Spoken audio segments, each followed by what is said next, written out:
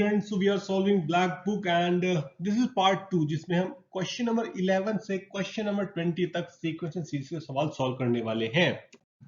तो चलिए question number 11 से स्टार्ट करते हैं। L M N R P th Q th and R th term of an GP, तो यानी कि ए पी इक्वल टू कितना बोल रहा है, एल बोल रहा है, A Q equal to M बोल रहा है और A R equal to N बोल रहा है। और जनरल टर्म क्या लिखते हैं जीपी का, ए आर की पावर एन माइनस वन, तो यहां हो जाएगा ए आर की पावर पी माइनस वन, ये हो जाएगा ए आर की पावर क्यू माइनस वन और ये हो जाएगा ए आर की पावर आर माइनस वन। ठीक है भाई। अब भाई डिटर्मिनेंट की वैल्यू पूछ रहा है, तो डिटर्मिनेंट में एल की जगह पे ये रख देते हैं ए आर की power P minus one. Log की प्रॉपर्टी क्या बोलती है, उसकी मदद से एक्सपेंड कर देते हैं, खोल देते हैं, लगा देते हैं प्रॉपर्टीज। तो ये हो जाएगा log A plus P minus one log of R, ठीक है, log of A plus Q minus one log of R, log of A plus R minus one log of R, यहां क्या आ जाएगा P Q R one one one. ठीक है भाई, यहां तक तो कोई दिक्कत बिल्कुल भी नहीं होनी चाहिए। ठीक है, अब इसके करेंगे हम टुकड़े। तो भाई पहला टुकड़ा log of A log of A log of A P Q R one one one. ठीक है भाई, और यहां पे देख लेते हैं अपन लॉग ऑफ, यहां क्या आएगा p minus one log of R. अच्छा एक काम करते हैं, लॉग आर को बाहर ही निकाल लेते हैं, जब दिख ही रहा है लॉग आर रिपीट होने वाला है, निकाल देता हूं। p minus one Q minus one R minus one और ये हो जाएगा P Q R one one one. ठीक है, यहां से लॉग ए बाहर निकाल लेता हूं मैं, तो यहां कितना बचेगा one one one P Q R one one one. ठीक है, और यहां पे एक ऑपरेशन लगाते हैं, इसके अंदर कॉलम वन में लगाऊंगा column one plus column three लगा देते हैं। ठीक है, तो कितना हो जाएगा यहाँ पे P Q R one one one. अब देखो भाई दो कॉलम सेम हो गए तो इसका डिटरमिनेंट जीरो हो गया, दो कॉलम फिर सेम हो गए इसका डिटरमिनेंट जीरो हो गया, तो इन सम कितना हो जाएगा, जीरो हो जाएगा और इसका आंसर क्या हो जाएगा, डी। चलो अगले क्वेश्चन पे। Question number 12. The number of natural number less than 300 that are divisible by 6 but not by 9.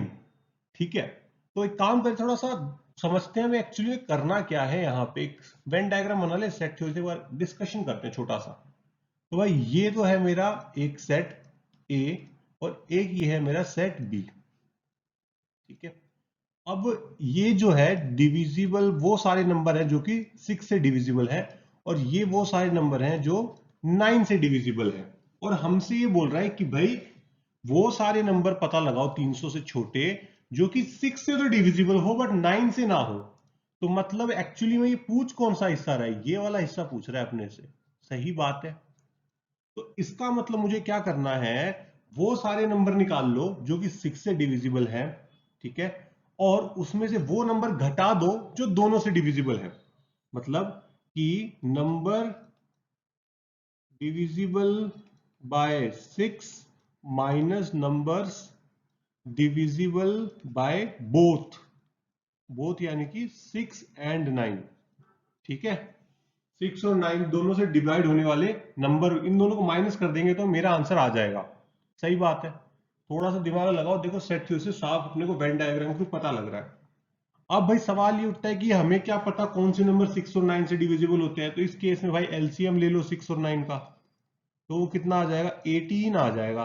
यानी कि हमें सबसे पहली चीज तो क्या निकालने वाले हैं इस केस में कि भाई नंबर्स डिविजिबल बाय 6, तो भाई कितने होंगे 6, 12 और ऐसे चलेंगे और लास्ट नंबर आपका कौन सा आएगा 294 आ जाएगा। तो एक टोटल नंबर्स कितने हो गए ये, तो लगाते हैं अपन अपना एपी का formula 294 equal to 6 plus N minus one D. तो ये कितना आ जाएगा 294 मतलब कि 288 divide by 6 equal to N minus one, यानी कि एन की वैल्यू यहां से कितनी निकल के आ गई 49 आ गई। तो ये 49 नंबर्स हैं जो कि डिविजिबल बाय 6 हैं। अब सेकंड काम ये करना है कि नंबर्स डिविजिबल बाय 18। ठीक है, 9 पिक्चर से बाहर जा चुका है, अब 18 है सारा का सारा खेल में। तो 18, 36 और ये ऐसे चलेगा। और ये कितने हो जाएंगे टोटल? टोटल ये हो जाएगा लास्ट नंबर 288 हो जाएगा इसका। तो टोटल कितने नंबर्स मिले हमें? 288 equal to 18 plus n minus 1 18। ठीक है, तो इसको सॉल्व करता हूं तो n इक्वल टू आ जाएगा 16। तो मतलब मुझे ये पता चल गया कि भाई ये वाला पोर्शन निकालना है ना, 288 माइनस 16 हो जाएगा। ये रेड पोर्शन जो है ये 288 माइनस 16, सॉरी 288 नहीं, सॉरी 49 माइनस 16 हो जाएगा। तो कितना हो गया एक्चुअली में? 33 हो गया। मतलब कि ऑप्शन सी सही हो जाएगा। चलिए अगले सवाल पे। Question number 13, if X Y Z and X plus Y plus Z equal to 1 given है, तो हमसे पूछ रहा है कि ये एक्सप्रेशन किससे बड़ा या छोटा होगा। ठीक है, तो भाई मुझे तो देखते ही am greater than equal to gm याद आ रहा है, पर लगाऊं कैसे? तो लगाएं कैसे? चलो एक काम करते हैं, x और y z तीन नंबर है अपने पास, y और z को पकड़ लेते हैं एक बार। तो ये किसी को भी पकड़ सकते हो, आपकी मर्जी है, एक्स वाई पकड़ लो। चलो, तो अगर मैं x प्लस वाई निकालता हूं, मतलब am gm निकालता हूं, तो ये मिलेगा अपने को। ठीक बात है ना? X Y correct. और यहां से इस एक्सप्रेशन की मदद से मैं क्या लिख सकता हूं कि x plus y equal to 1 minus z. तो ये कितना हो जाएगा? 1 minus z greater than equal to twice of under root x y. सही बात है, एक ये बन गया। सिमिलरली बाकी नंबर्स के साथ भी कर सकते हो, मतलब y और z चूज करोगे, तो जब y और z चूज करोगे तो x इधर आ जाएगा।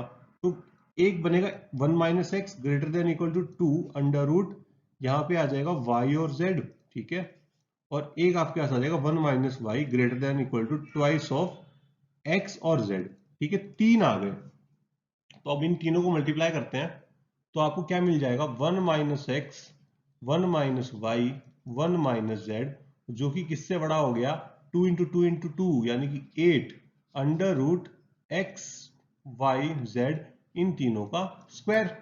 ठीक बात है। तो ओवरऑल कितना आंसर आ रहा है आपका? आपका आ रहा है 1/8 greater than equal to x Y z upon 1 minus x, 1 minus y, 1 minus z. तो आपका आंसर यहां पे कौन सा बन रहा है? ऑप्शन बी सही हो जाएगा। चलिए अगले सवाल। Question number 14, let S equal to कुछ गिवन है और हमसे सम पूछ रहा है। तो हमें पहले तो एक काम होता है, 3 बाहर निकाल लेता हूं, जबरदस्ती का अंदर घुस के बैठा है। 1/2 प्लस 1/6 प्लस 1/12 प्लस 1/20, और ये ऐसे चलती चली जा रही है। अगर आप थोड़ा सा ध्यान से देखें तो यहाँ पे एक्चुअली क्या दिया है? 1/1 into two plus 2 into three plus 1/3 into four plus 1/4 into 5। क्या आप ये देख पा रहे हैं? तो मतलब मुझे अगर जनरल टर्म लिखना हो तो मैं क्या लिखूंगा? 3/n into n plus 1। सही बात है। अब टेलीस्कोपिक सीरीज का सहारा ले तो इसको मैं लिख सकता हूं 3 times 1/n minus 1/n plus 1। ठीक बात है। तो समेशन tn कितना हो जाएगा यहाँ पे? भाई अब तो डायरेक्ट लिख सकते हैं, thrice of 1 minus 1/n plus 1। ठीक बात है। और ये सम कहां तक जा रहा है? इन्फिनिटी तक। तो जब n इन्फिनिटी को टेंड करेगा तो ये टर्म 0 हो जाएगा। तो आपका आंसर कितना आ जाएगा? 3 आ जाएगा। चलो अगले सवाल।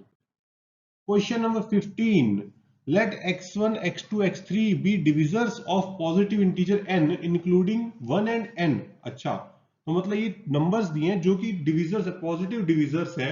ठीक है, किसी भी पॉजिटिव इंटीजर n के। तो हमसे पूछ रहा है अगर ये इनका सम 75 है तो इनके रेसिप्रोकल का सम कितना होगा? तो रेसिप्रोकल का सम, तो एक बात ऑब्जर्व करो। सबसे पहले तो एक काम करते हैं, एक नंबर पकड़ो, से 10 पकड़ते हैं अपन। ठीक है, तो 10 के डिविजर्स क्या क्या होंगे? 1, 2, 5 और 10। तो अब यहां देखो 1 और 10 को मल्टीप्लाई करने पे क्या मिलता है? 10 मिलता है। और 2 और 5 को मल्टीप्लाई करने पे भी हमें क्या मिलता है? 10 मिलता है। कोई दूसरा नंबर ले लेते हैं अपन, 12 ले लो। 1, 2, 3, 4, 6, ठीक है, और 12। 1 और 12 को मल्टीप्लाई करने पे भी 12 मिलता है। 2 इंटू 6 करने पे भी 12 मिलता है। 3 इंटू 4 करने पे भी 12 मिलता है। तो क्या मैं यहां पे ये लिख सकता हूं कि जो मेरे डिविजर्स हैं x1 x2 xk तक, कि भाई इससे मैं लिख सकता हूं कि x1 इंटू xk करने पर मुझे n मिलेगा, x2 इंटू xk माइनस 1 करने पे भी n मिलेगा, x3 इंटू xk माइनस 2 करने पे भी n मिलेगा। ये चीज मैं कह सकता हूं, सही बात है। ठीक है, चलो बहुत अच्छी बात है, अपन इतना तो बोल सकते हैं। और हमसे क्वेश्चन में पूछ क्या रहा है, क्वेश्चन वाला बोल रहा है कि भाई इसके रेसिप्रोकल का सम बताओ, तो उसको एक्सपेंड करो 1/x1 प्लस 1/x2 प्लस ये कहां तक जा रहा है 1/xk तक जा रहा है।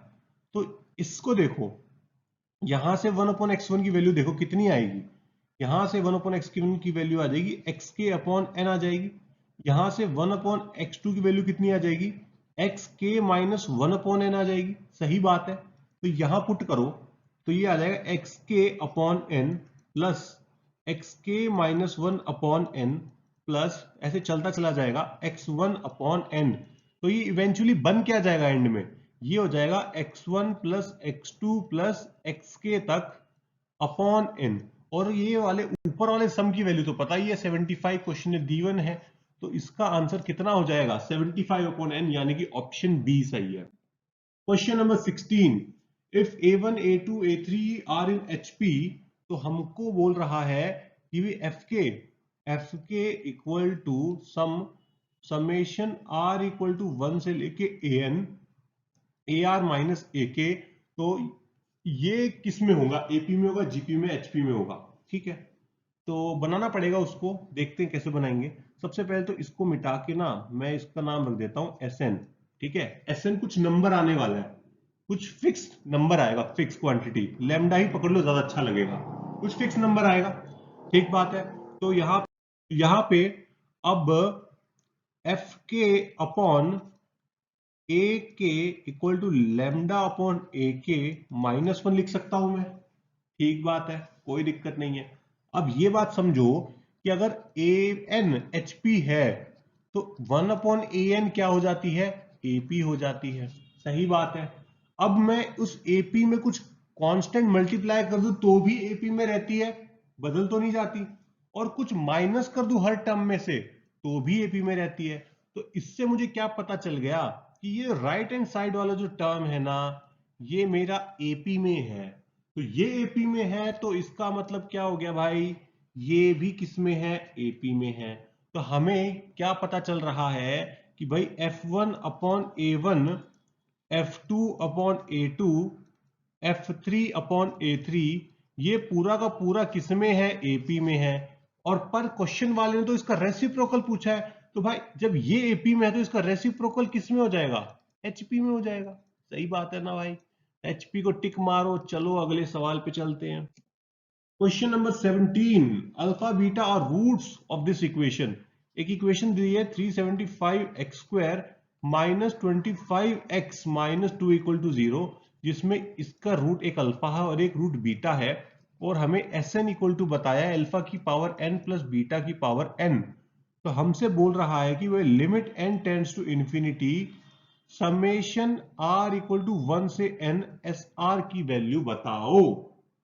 ठीक है भाई, बता देंगे, बिल्कुल बता देंगे। तो सबसे पहले एक्सपैंड कर दें भाई। तो अगर मैं इसको एक्सपैंड करता हूं तो ये कितना हो जाएगा, limit n tends to infinity, ये हो जाएगा आपका SR क्या है, ये है।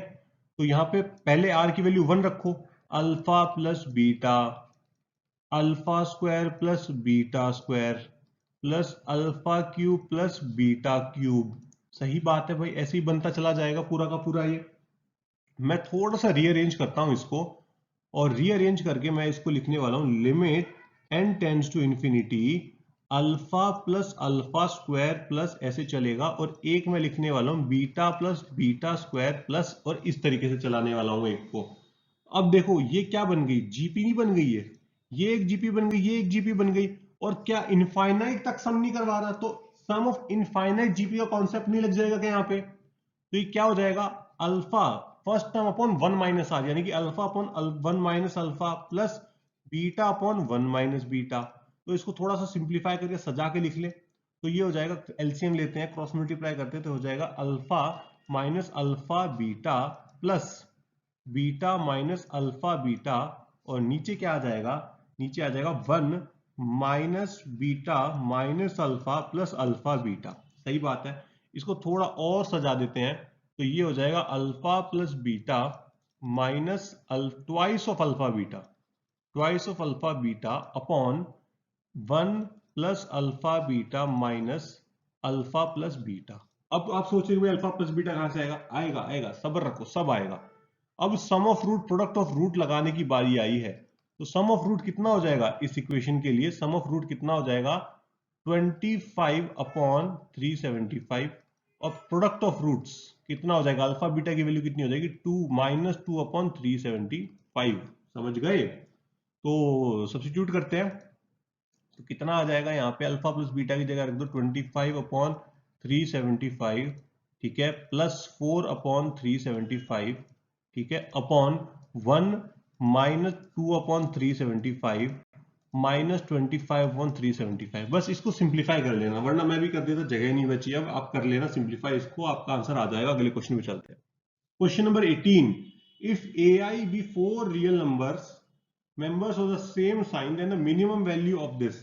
तो हमसे मिनिमम वैल्यू, इसकी मिनिमम वैल्यू पूछे ए आई अपॉन ए जे, जहां पे आई जे क्या है 1 2 3 4 है, और आई और जे बराबर नहीं है। तो इसको खोल के लिखते हैं, तो ये हो जाएगा ए वन अपॉन ए टू प्लस ए वन अपॉन ए थ्री प्लस ए वन अपॉन ए फोर। ठीक बात है। फिर आएगा ए टू अपॉन ए वन, ए टू अपॉन ए थ्री प्लस ए थ्री अपॉन ए फोर, ए टू अपॉन ए थ्री, ए टू अपॉन ए फोर प्लस ए थ्री अपॉन ए वन प्लस ए three upon ए two plus ए three upon, ऐसे करके बन जाएंगे। ठीक है, ए थ्री अपॉन ए फोर प्लस, एक बार थोड़ा सा लिख ही देते हैं, चलो होने वाला है, ए फोर अपॉन ए वन प्लस ए फोर अपॉन ए टू प्लस ए फोर अपॉन ए थ्री, हो गया। ठीक है, अब देखो पेयरिंग करने की बारी है। देखो ये वाला और इसको देखो, क्या ये आपको t plus one upon T type का नहीं लग रहा क्या? इसको और इसको देखो, क्या ये दोनों एक दूसरे के रेसिप्रोकल नहीं है क्या? लग रहे हैं क्या? ओके, गलत गलत के साथ पेयरिंग कर दी। ए वन अपॉन ए थ्री ये रहा, और इसका रेसिप्रोकल कहां भाग गया, ए थ्री अपॉन ए वन ये रहा। इसका रेसिप्रोकल लग रहा है ना, ए वन अपॉन ए फोर अपॉन ए वन, ये देखो ये रहा, ये रेसिप्रोकल नहीं लग रहे क्या? तो टोटल मतलब t plus one by T type का बन रहा है। और टोटल कितने हैं ये, कितने, 1 2 3 4 5 6 7 8 9 10 11 12 है। तो टोटल कितने पेयर्स बन जाएंगे, ये 6 पेयर्स बन जाएंगे। ऐसे करके ऐसे 6 पेयर्स बन जाएंगे। और ये जो है t plus one upon T, इसकी मिनिमम वैल्यू कितनी होती है, t plus one upon T is always greater than 2। ठीक बात है। तो ये 6 पेयर्स हैं, तो 6 पेयर्स कितना हो जाएगा, 12 हो जाएगी minimum value, 6 into 2 12, answer C हो जाएगा। चलो अगले सवाल पे। Question number 19, given that x y z are positive reals such that x y z equal to 32, minimum value of this। तो एक तो बात पक्की है कि भाई A M greater than equal to G M लगाना है, पर एक चैलेंज है यहाँ पे। चैलेंज क्या है कि आप देखो x की कितनी पावर है, 2 एरी एक एरी 3, ठीक है, y की भी 3 है, z की 2 है। तो क्या करोगे, फंस गए ना यहाँ तो। क्योंकि जब आप इसके अंदर, क्योंकि एक्स वाई जेड तो एक ही है, प्रोडक्ट एक्स वाई जेड है, और आपके पास क्या बन जाएगा जीएम के अंदर, x cube y cube z square बन जाएगा, तो एक्स वाई बच जाएगा एक।